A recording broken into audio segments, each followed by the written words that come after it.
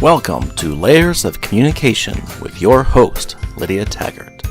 Life presents experiences that add a layer to who we are and how we see the world, affecting how we communicate. Lydia is here to help you take apart the layers and create new ways to connect and build relationships. So now, please welcome the host of Layers of Communication, Lydia Taggart. Hello, all my friends. It's Lydia Taggart here, welcoming you to Layers of Communication, where we're going to talk about all the different layers. Today, we're going to be talking about the layer of emotion as a habit. Oh, and some really fun code words. Super, super fun. I'll just tell you a little bit about who I am. First of all, I have 6 kids, and 4 of them are quadruplets. We'll get all that shockedness out of the way, and we can move on and have a great conversation and not be like, what, you have 6 kids? What, 4 of them are on the same day? Yes. I'm going to tell you this so that, this comes up in our conversations and I don't want it to interfere with that conversation that we're having. And also because, my microphone's not working. Hang on there. All right. Can you hear me now? That's better. Let's get that microphone there. All right. So as we're having conversations and something comes up and it sparks an emotion or gives us an abrupt change of our focus, and then we're not able to have that conversation. So this is where emotions come into play too, because that shock, that's an emotional thing, right? At the core of who we are, at the very base level, we have emotions. The whole purpose of us trying to find happiness in life, everything that is motivated at all is motivated by an emotion. If it's motivation to provide for our family, it's because we have emotions wrapped around our family. If we have motivation because of a fear that we don't want to have a bad result, then that fear is the motivator, it's that emotion. So it's really, really important to figure out what the emotions are. Are they a habit? What can we do about it? Okay, and I'm going to say yes. A lot of our emotions are habits.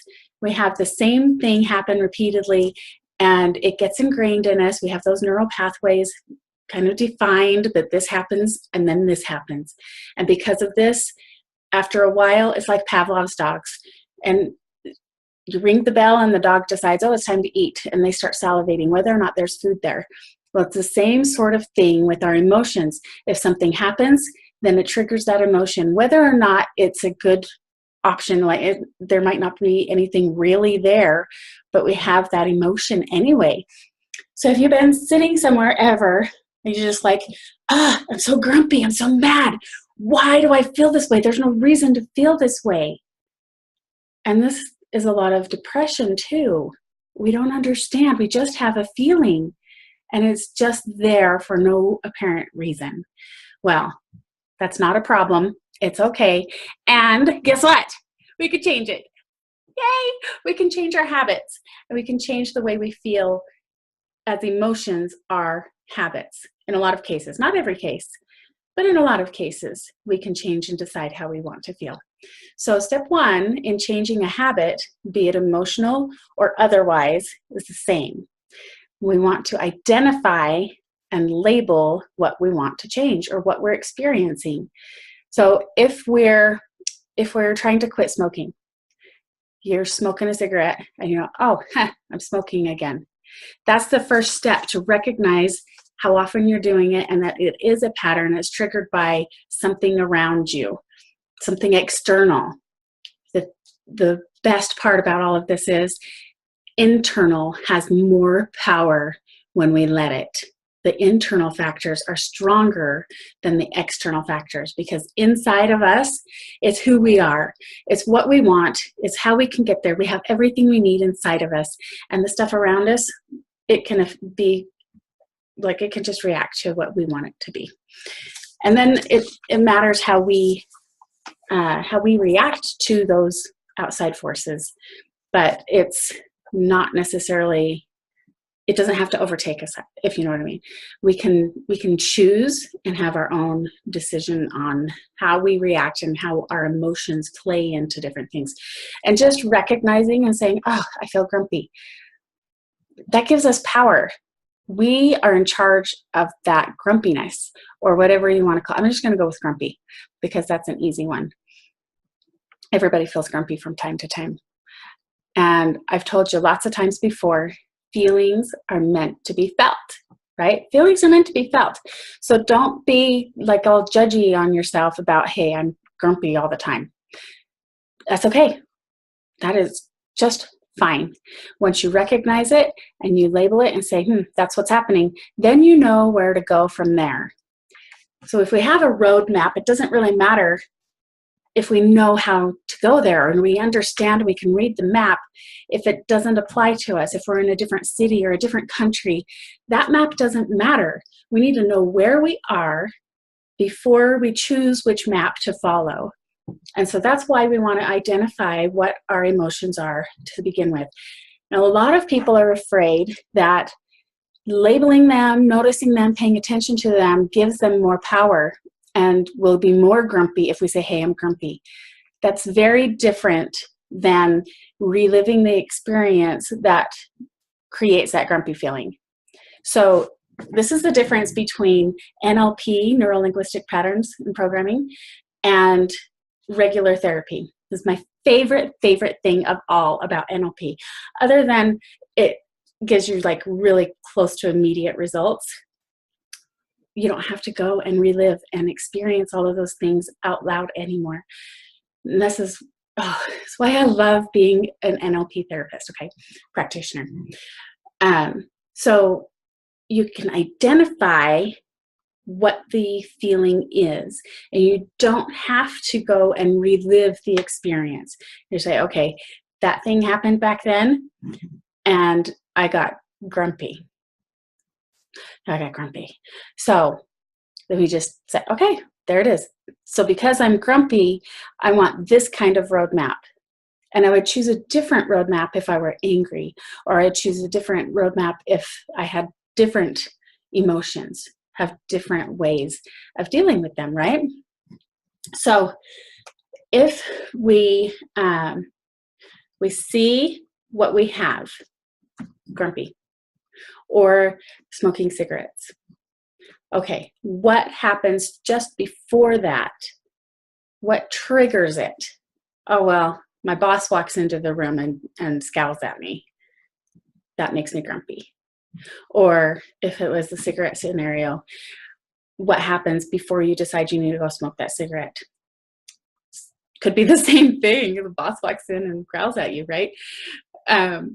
Whatever the reason is. So you take where you are and say, what happens just before that? That's the trigger or the cause or the cue that your brain is like, oh, this is happening. That means I should react like this. And when we see that cue, we're going to replace grumpy with something else. And this is the biggest factor in changing our habits, not just saying, I'm not going to be grumpy anymore, but saying, oh, I'm starting to feel grumpy. I'm going to change that and decide that I'm going to choose a different thing. Hi, Krista. I'm going to hide your video. I didn't. It's good to see you. Talking about habits and emotions, how the emotions are part of this. So we take the cue and we say, what happens before that cue? So there's like a cue that triggers our brain to go, I should be grumpy. But what happens just before that? And we can change and maybe even avoid getting triggered by that cue. So if the boss walks into the room and that's what sets us off to be grumpy or on defensive mode, right? What happens before? Why do we feel like we need to be grumpy when the boss walks in? Is it past history? Maybe it's, whatever it is. You can take all of those things and say, that is tied to my boss. Maybe I want to separate those and change it. So there's a step there. And if we have grumpy, what do we want to replace it with? If the boss is coming in, maybe I don't need to be grumpy. Maybe I need to be protective. Maybe I don't need to be protective. Maybe I need to be more confident in my abilities, that I'm providing the work that's required. And maybe we could even switch that. Hey, the boss is coming. Don't be grumpy. Let's be more excited. I get to brag about something that I've accomplished, or say, yes, I'm on task, or yes, I'm on time to work today. I know some people have a hard time getting there on time, and that puts a little fear in there that, oh, the boss is going to come in.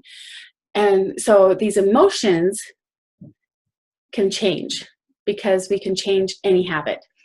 So a lot of things, people say, take a lot of days to create a new habit.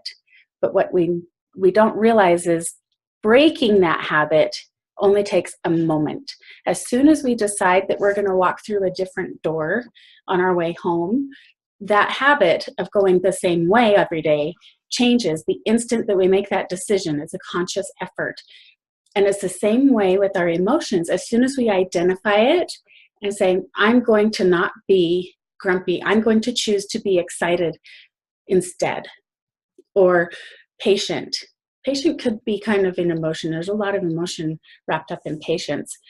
You could choose one thing. It doesn't have to be a big thing. It can be one little thing to change. Driving down the street a different way, and it becomes a broken habit when you make that change.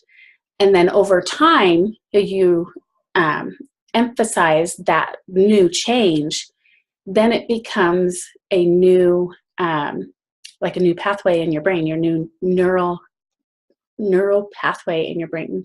There's another word, my tongue's not saying neural net. Anyway, it makes a new pathway for your system to go down. And that's all it is. When we're having habits, it's not so much that it's mindless doing nothing. If we do the same thing every day, the same way, another word for that is discipline. And we've become so disciplined in these habits that we do it mindlessly without thinking. So all we got to do is recognize it and think about it and say, I'm going to do something different today. And ta-da, your habit's changed. And you got to reinforce it over time to keep your new habit overtaking the other habit. So one of the fun things to do anytime you're trying to make a change in your life is get a support system, right? Have somebody around you that is aware that you're trying to make these changes, and know that you do want to make these changes. A lot of times we get, defensive when someone brings something to our attention. But let's recognize that they're on our team, they're helping us, they're supporting us and making ourselves better. And they just want us to be aware, hey, you're kind of grumpy today. Oh yeah, thanks for telling me. I didn't notice. I'm going to make that switch now. And we had fun at girls camp this last week. We have code words. Now there's a lot of different ways you could use code words, right? Code phrases. We want to help our teenagers, especially if they're going somewhere and they want to have an easy out. Say, hey, mom says I have to go home right now. I'm going to lose my car, or whatever it's going to be if I don't go home right now. We want them to have the freedom. We want them to have the social acceptance and not be embarrassed to say, I don't really want to be here. And, we did this with my husband when we were first married too, that he'd be like, stop talking at this party, right? Stop talking, let's go. But you don't want to come right out and say something like that. That's kind of rude. And we want to keep these relationships with our teenagers, especially, open and happy. So if they are at a party or something where there's something they don't want to be around, if they're starting to do drugs or whatever it is, they don't want to be involved in this group right now, then they can call you or text you or something, and you have this code word or code language that if they start acting like you're fighting with them, then you say, okay, where are you? I'm coming to get you. Or if they say, hey, how's Aunt May?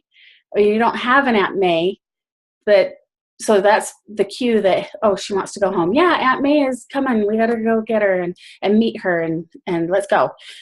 So there's different code words. So for an emotion at girls camp, getting back to girls camp, we had this really big rule. You have to have your smile. You have to have a good attitude. It's kind of hard with teenage girls sometimes because, they're like, oh, I hate my hair. Oh, whatever. And whenever somebody would say something like that, your girls' camp, your hair's going to get not so beautiful. And there's just little things negative that come up in any regular conversation. And so our code word was watermelon. And we say, oh, I hate my hair, watermelon, watermelon. And then that was the cue to go, oh, right, catch myself. And we have a different approach. So that's a support system that we can have with code words. It can be any word you want. And there's some fun things about, different ways people learn, and the different love languages that they have layered in different ways. So watermelon, you don't want that to be associated necessarily with a bad negative thing. You got to make it fun. You can sing the word watermelon, watermelon, watermelon, and you just make it fun. Or choose a crazy word that you don't say. If you never eat watermelon, then it's not a problem to have watermelon as your code word. But you could have festive mango, and like make a meme or a picture of this mango wearing a sombrero and what are those called? Maracas.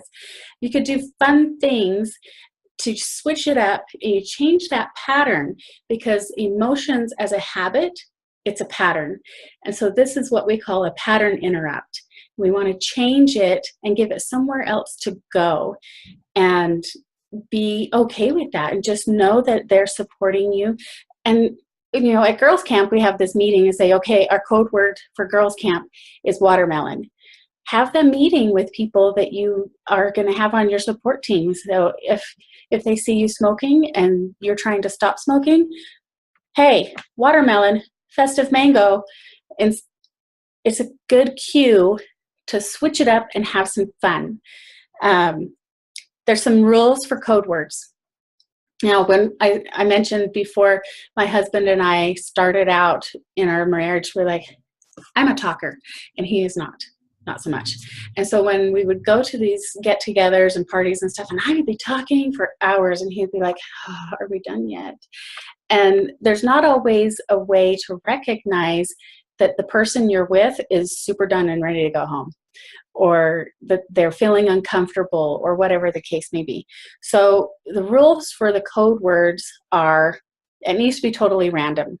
Like if you're going to eat watermelon for dinner, watermelon would not be a good thing for your code word.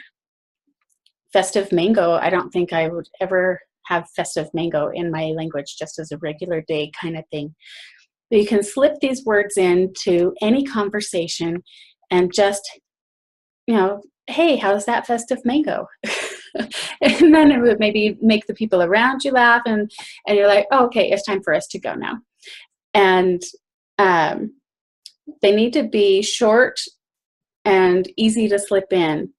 If, festive mango that way, it might be easy for the people around you to go, hey, that's a code word. If you use it a lot around the same people. And you should never share your code word with anybody, because then it's not a secret code word anymore. You got to have a different word. So if I wanted to have a code word with my mom about leaving a conversation or something, that's with my mom. If I wanted to have a secret code word with my husband, that's our code word over here. They can't be the same code word, and that gets complicated. So we had a code word, but we used it so infrequently, I never even remembered what it was. I don't even know.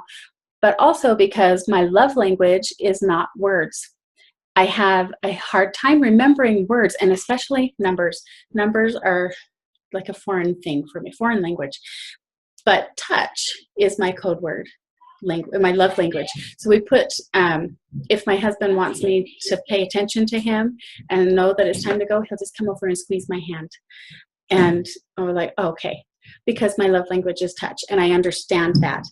And so a lot of times we're trying to speak these code words, and the people don't understand that language. They're not getting that clue so much.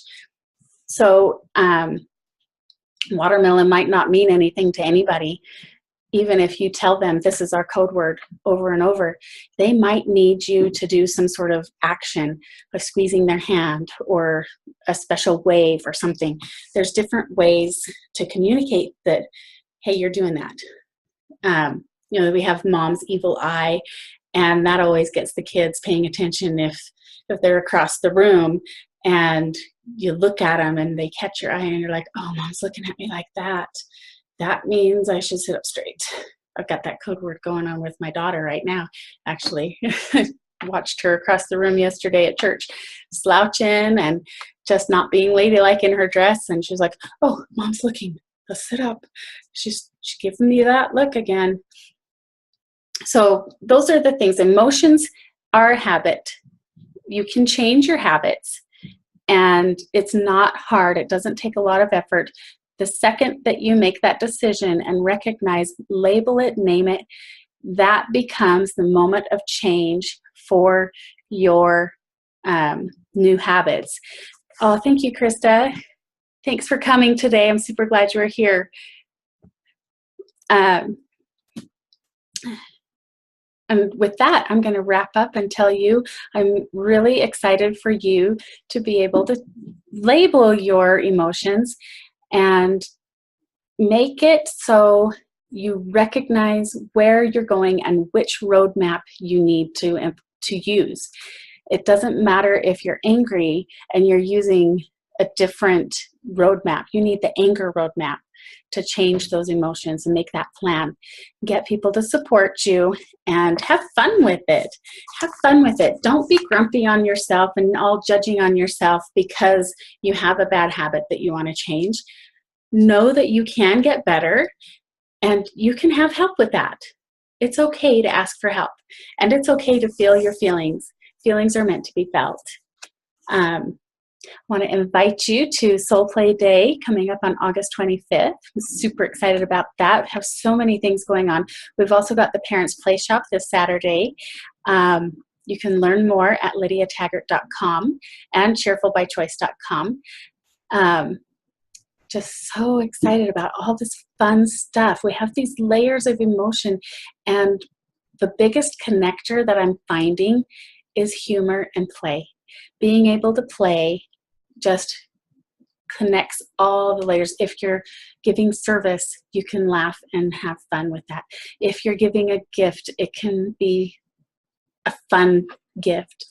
Of course, there's times to be serious, and that's one of the things about recognizing your emotions, that sometimes it feels so serious, but it can be fun. Sing your watermelon or sing your code word.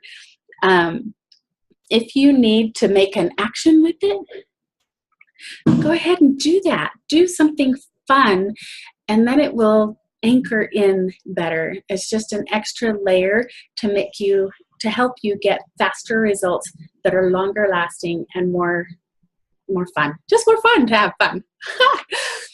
All right, I'm Lydia Taggart. This is Layers of Communication. I'm so glad that you joined us today.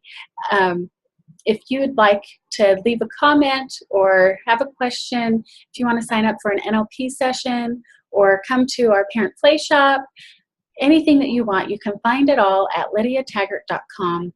My email is lydia@lydiataggart.com. And I'd love to connect with you and have some more fun. Next week, we'll be starting at the same time and the same place. So we'll see you there. Layers of Communication. Remember that you are worth it, and so are they. Have a great day. Love ya.